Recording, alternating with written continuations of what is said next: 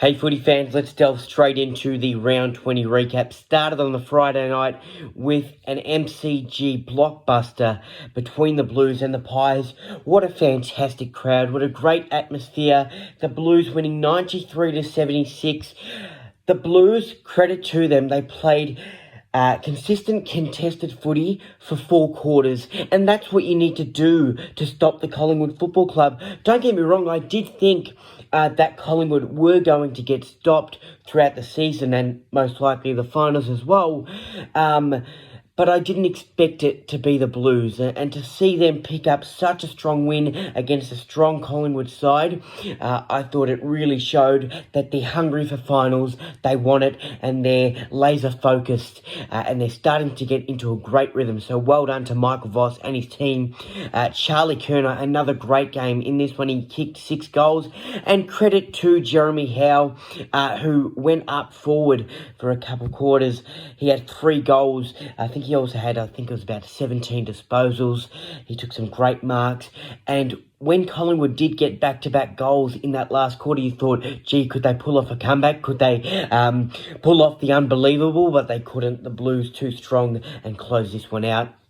On Saturday, the Cats lost to the Fremantle Dockers 64-71. It was a bit of a surprise for me. I thought the Cats would get the job done, especially at home, but not to be in Freo, picking up the win on the road.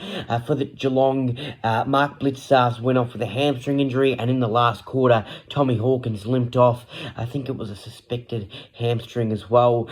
So wishing both of those players all the best with their recovery. The Dogs took on the Giants, and the Dogs were up by 29 points. I thought, yes, we're finally going to get a tip. The Dogs are going well, but a giant comeback, and the Dogs lose 73-78. Well done to the GWS Giants. It was a valiant effort. They fought back till the end, and they didn't give up.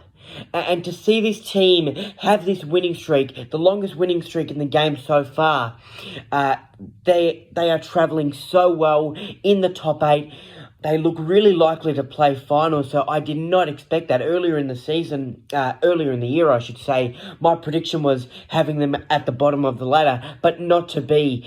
What a team effort, and they are definitely on the charge for September. The Suns beat the Lions. What an upset. What a win for the Gold Coast Suns in the Q Clash. 96-55. I was going to tip the Suns, but I played it safe. I went with Brizzy. I just didn't want to take that risk, but I should have. Because the tipping comps, I don't know, but mine is quite jam-packed at the top of the table. I should have taken a lot more risk, but I played it safe and it cost me in the end. They were on from the start, Gold Coast. A big team effort. Touk Miller, Matt Rowell, Anderson, the list goes on. And I really like seeing this Gold Coast Suns outfit give it their all. Brisbane, on the other hand, nerve-wracking moments for them.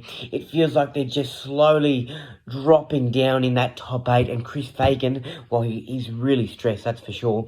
Essendon took on the Swans. Look, a good effort by the Bombers, I have to say. They fall short 99-101. They made it close really late in the game with a snap from Jai Menzies, but the Swans held on, and it was Tom Papley kicking a long bomb, which pretty much was the winner and gave them that tight victory.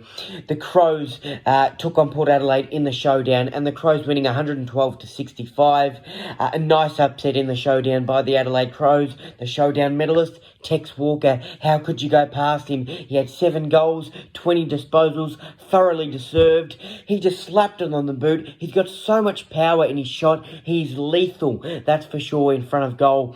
And he was a powerhouse in this game for a powerful win by the Crows. On Sunday, the Hawks, they lost to the Saints 93-122. I felt like the Hawks were in it in that third quarter. They showed a lot of fight, and I thought they were going to turn the tables around in the fourth, but not to be, and the Saints hold on for the win.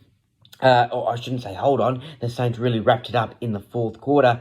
I was impressed with the Tigers' effort for the first, second and third quarter, I have to say, but they lose to the Demons 98-130. Harrison Petty had himself a day out up in the inside 50. He was kicking goals left, right and centre. He finished with 6 goals. They just went to him. He did his job. And in that fourth quarter, you really saw Melbourne fighting for a win, but in a dominant way, because in the last 2 minutes it was all over, but their intensity was at a high level, and that's what we saw throughout most of the game. And it really showed that they wanted to win. It really showed that they wanted to win with authority, and I thought that's what we saw, especially in the fourth, by the Melbourne Demons. Really loving how their team is looking, approaching finals in the next few weeks, and boy oh boy, they still haven't got Clayton Oliver back yet, so when he returns, watch out for the Demons powerhouse, that's for sure. The Eagles beat the Roos 72-67. I can't believe I tipped the Roos, because I was going to go with West Coast because it was at Optus Stadium, but I thought, oh no, just go with the Roos and their efforts against the Saints the other week. But they kicked 4 straight in the fourth quarter, North Melbourne. They fall short. It shouldn't have got out of hand, Roos. You should be better than that. Luke Davies-Uniacke, Harry Sheezel, a handful of players had a great game, but too little too late. And you let the Eagles beat you? Oh, I just was stunned, and it was a really poor look. But it is what it is. Eagles held on.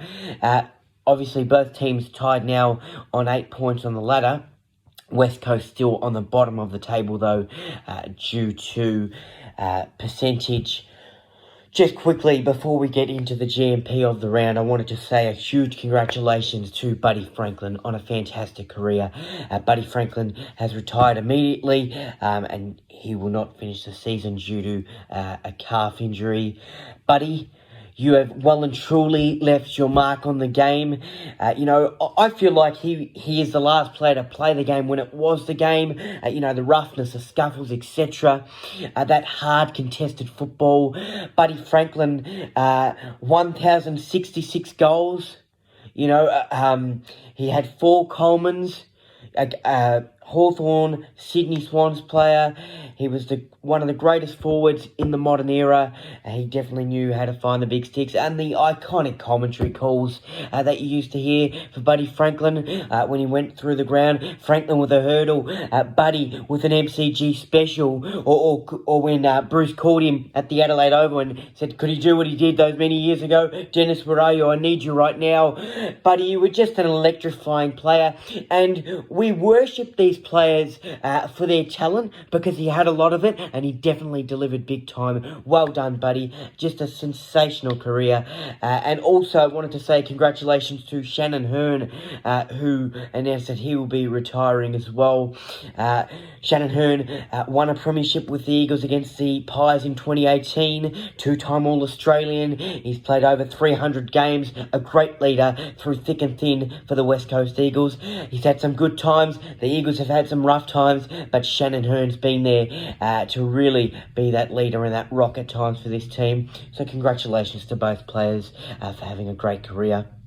Folks, it's time for Isaac's GMP of the round, and my goal of the round is going to Michael Frederick from the Fremantle Dockers. The acceleration, it was just great speed, and a tough angle from Michael Frederick, but he just slapped it on the boot, a tight angle, and he goaled it straight through. It was a nice goal, a nice play, and it definitely kept Freo in touch with the scoreboard, eventually winning in the fourth.